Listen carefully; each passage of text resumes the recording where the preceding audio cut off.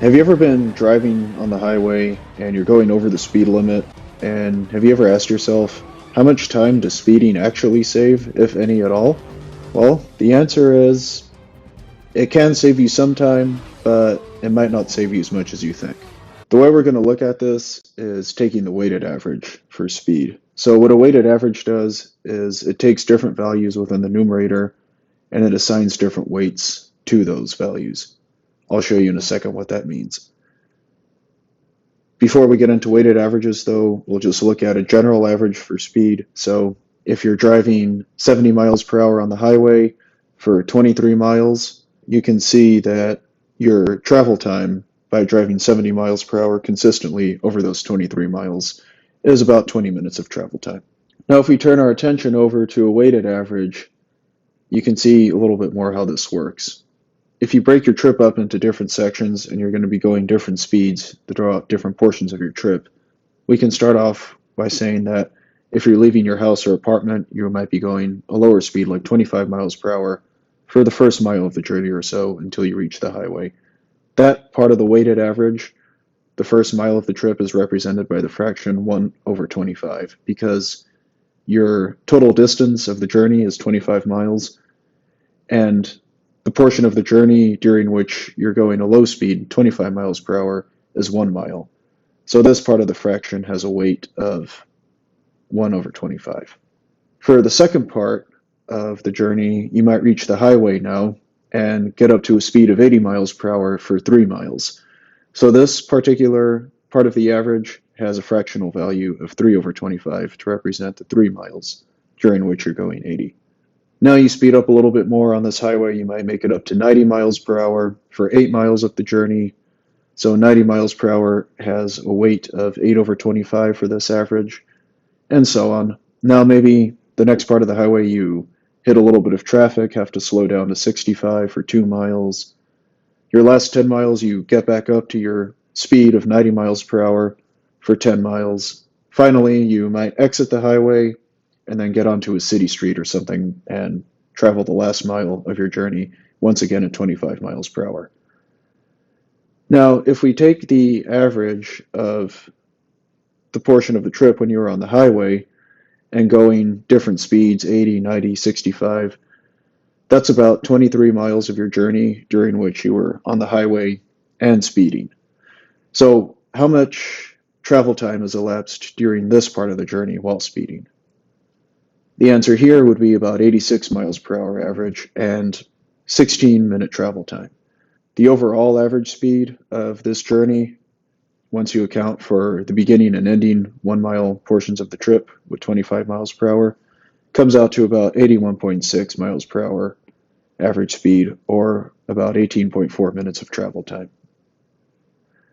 Now, if we look at this example again, but a little bit differently, let's say now during the portion where you hit some traffic on the highway, you have more traffic, so you slow down to 55 miles per hour instead of 65.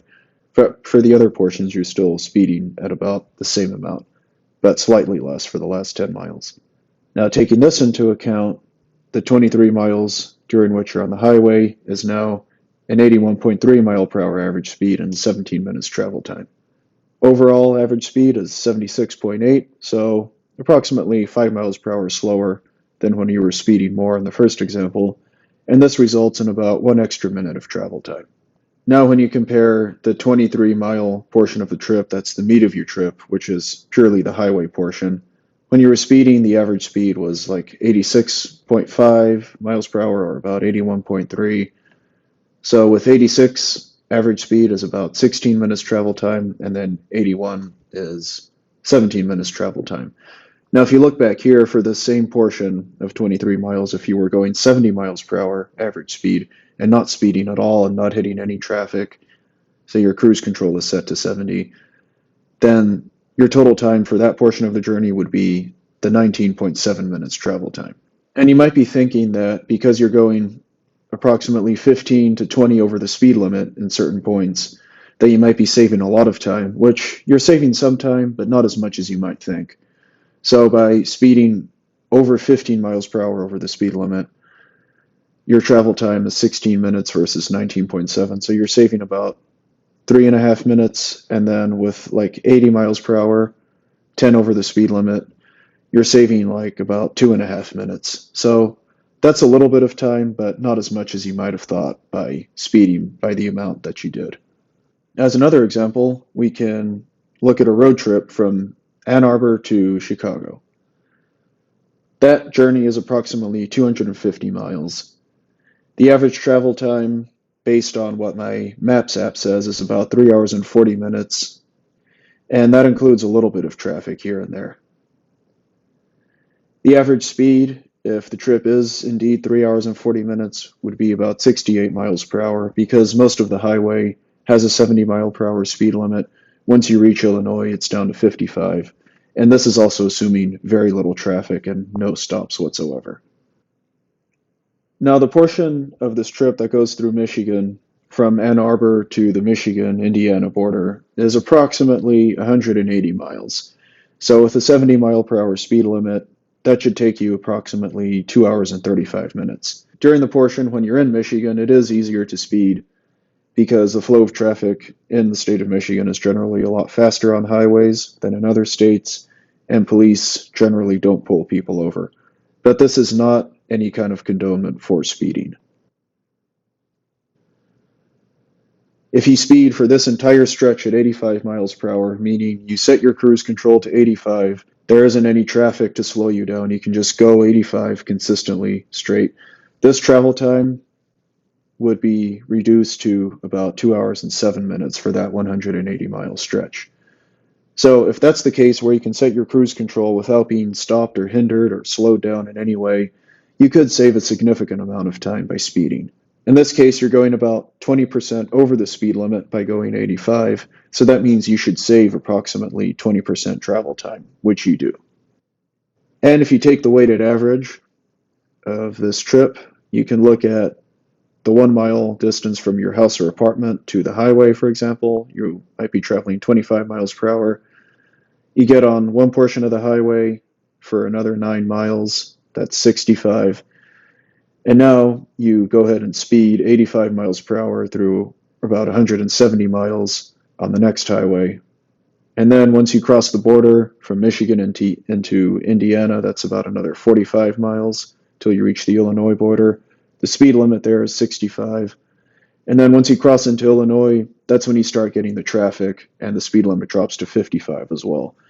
So with a lower speed limit and more traffic encountered, you can just count your average speed for the last 25 miles of your trip to be about 40 miles per hour. Taking this into account and this weighted average, you can say that your overall average speed for the entirety of your trip is 76 miles per hour, assuming no stops at traffic lights, zero traffic encountered that slows you down by a good margin, and no road trip stops either.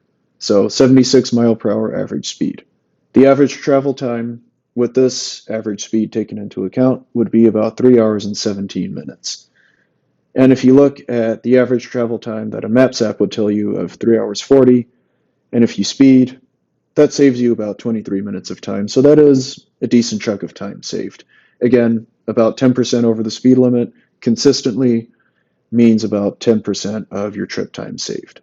We can also look at an alternate calculation for average speed, which is running travel time versus trip mileage. So this would be the time elapsed that's shown on your car versus a total trip distance traveled.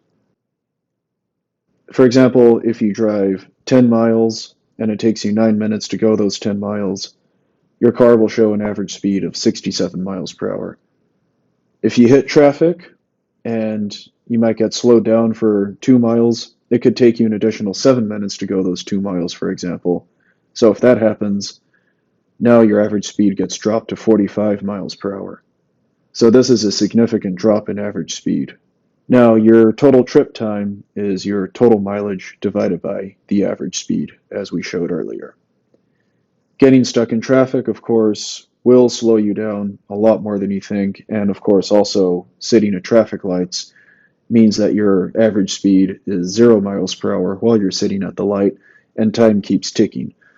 For example, with the same 12-mile journey, after you get stuck in traffic, you might have a traffic light next. So now you still have only gone 12 miles, but now 18 minutes may have passed because of the time spent sitting at the traffic light, bringing your average speed down even more. So this brings us to the question of how much time do you really save from speeding? Do you save any at all? Well, if you speed for a certain portion of your trip, you might gain some time through that, but as soon as you hit any kind of traffic or have any slowdowns, most of that time gained from speeding will most likely be erased. And this video is not meant to condone speeding or breaking traffic laws in any ways. Please observe the rules of the road and obey traffic laws when you drive.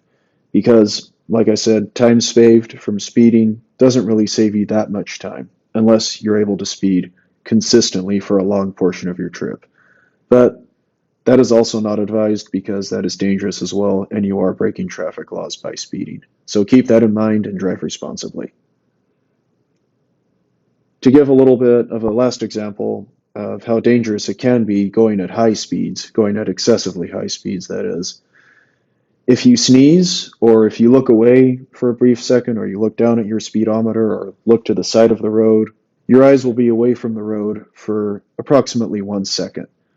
If you're just going 70 miles per hour, the amount of distance traveled when your eyes are closed for that 1 second would be approximately 100 feet. Now, if you're going much faster, like 90 miles per hour, or even faster than that, you now will be traveling 130 feet with your eyes closed for that 1 second.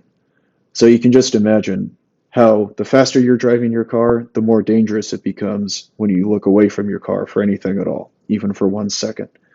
So please keep this in mind, and once again, drive responsibly.